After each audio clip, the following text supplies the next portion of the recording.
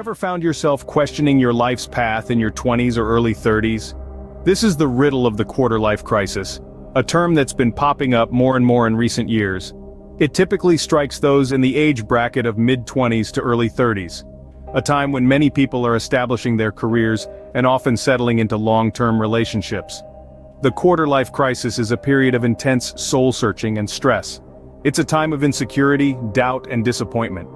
You're not alone if you've found yourself questioning your career choices, your relationships, or your general direction in life.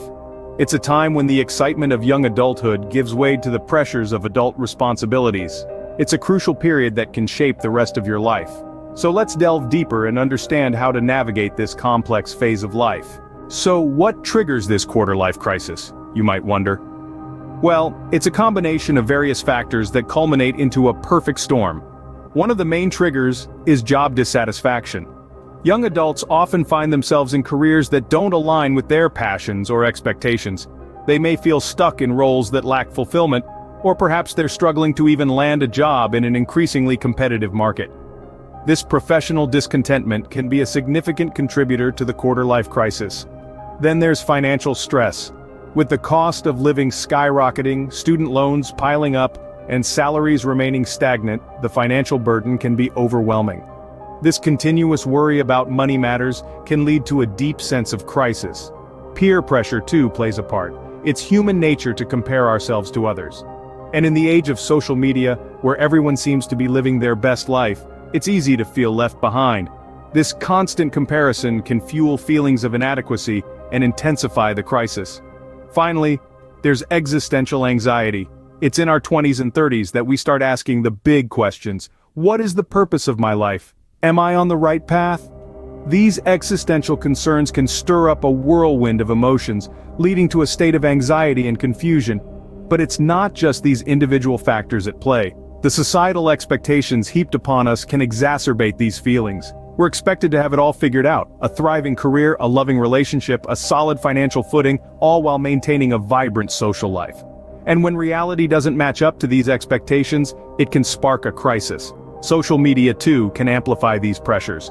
The constant barrage of seemingly perfect lives can make us feel like we're not measuring up, feeding into feelings of dissatisfaction and self-doubt. These causes pile up, leading to a state of crisis. But remember, it's not about how you fall, but how you rise again. So, if you're going through a quarter-life crisis, know that you're not alone, and there are ways to navigate through it. And that's what we'll explore in the next segments. How do you recognize a quarter-life crisis? This crisis often manifests itself subtly, creeping into your life like an unnoticed shadow that gradually grows longer as the day wanes. The symptoms can be as varied as they are unsettling. One of the most common signs is a profound sense of feeling lost. You may feel like a ship adrift in the ocean, with no compass to guide you. You might question your career, your relationships, and even your purpose in life. This confusion, this lack of direction, can be deeply unsettling. Feelings of anxiety about the future often accompany this sense of being lost. You may find yourself constantly worrying about what lies ahead, or feeling overwhelmed by the sheer number of decisions you have to make. This anxiety can be paralyzing, making it difficult to move forward. Then there's the fear of missing out, or FOMO as it's commonly known.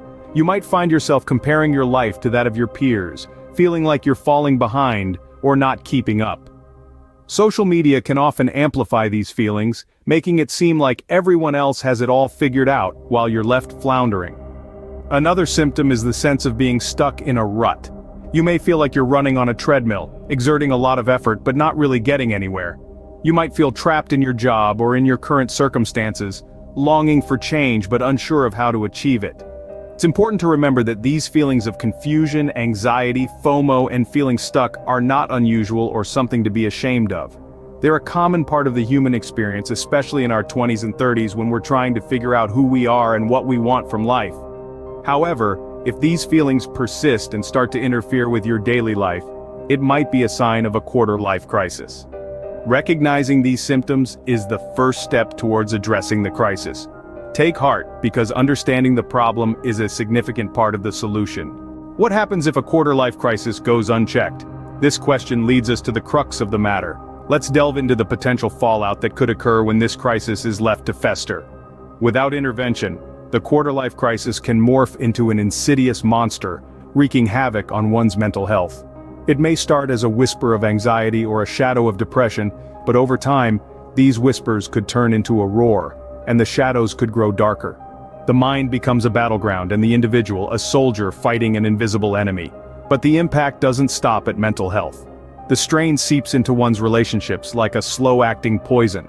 Communication breaks down and misunderstandings multiply. Bonds that were once strong begin to fray, and isolation sets in. Then, there's the aspect of one's career. The quarter-life crisis can cast a long, chilling shadow over one's professional life. Motivation dwindles, and performance dips.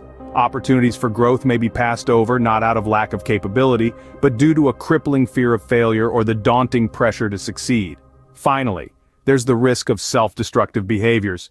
In an attempt to escape the overwhelming feelings, some might turn to harmful coping mechanisms. These could range from excessive drinking to reckless spending, from neglecting self-care to engaging in dangerous activities. All these potential effects paint a grim picture, don't they? It's important to remember, however, that while this is a possibility, it's not a foregone conclusion. There are ways to navigate through this crisis, and there's always help available. The impact can be far-reaching, affecting multiple aspects of one's life. But remember, the quarter-life crisis doesn't have to be a life sentence. It's a phase, a challenging one. But with the right tools and support, it can be overcome.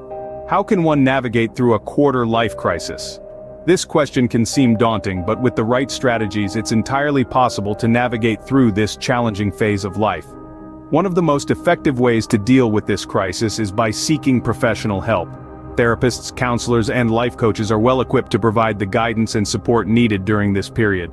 They can help identify the root causes of the crisis, provide coping mechanisms, and guide you towards a more balanced and fulfilling life. Finding a mentor can also be highly beneficial. This could be anyone from a trusted elder, a professional in your desired field, or even someone who has successfully navigated their own quarter-life crisis. They can provide invaluable insights, advice, and encouragement that can make your journey less overwhelming. Next, it's crucial to set realistic goals. In the midst of a quarter-life crisis, it's easy to feel lost and directionless. However, setting tangible, achievable goals can provide a sense of direction and purpose. These goals could be related to your career, personal growth, or relationships. Practicing self-care is another important strategy. This can mean different things to different people. For some, it may involve physical activities like yoga or running. For others, it could be taking time to read a book, meditate, or pursue a hobby. The key is to prioritize activities that rejuvenate you and contribute positively to your mental health. Lastly, don't underestimate the power of open communication with friends and family. Sharing your feelings and experiences can alleviate feelings of isolation and can often provide a fresh perspective. Remember, it's okay to seek help and lean on your support system during this time. So, navigating through a quarter-life crisis might seem like a formidable task, but with these strategies in place, it becomes much more manageable. Seeking professional help, finding a mentor, setting realistic goals, practicing self-care, and maintaining open communication are all critical steps towards overcoming this crisis. It's a journey, but with the right tools and support, one can navigate through this crisis. Quarter-life crisis. It's more common than you think. We've journeyed through the maze of this phenomenon, unpacking its riddle, peering into its causes, and identifying its symptoms. We've explored its impact and charted a course through its turbulent waters. The quarter-life crisis, a tumultuous period of self-doubt and deep introspection that can strike any time in your 20s or early 30s, is not a sign of weakness. It's a part of the human experience, a testament to our never-ending quest for purpose and meaning. Recognizing the signs, understanding the causes, and being aware of its effects is the first step towards navigating this crisis. It's crucial to remember that it's okay to not have all the answers, to feel like you're adrift in an ocean without a compass. The most important thing is to seek help when you need it, to lean on those around you. Remember, it's okay to question, to feel lost, and to seek help. You're not alone in this journey.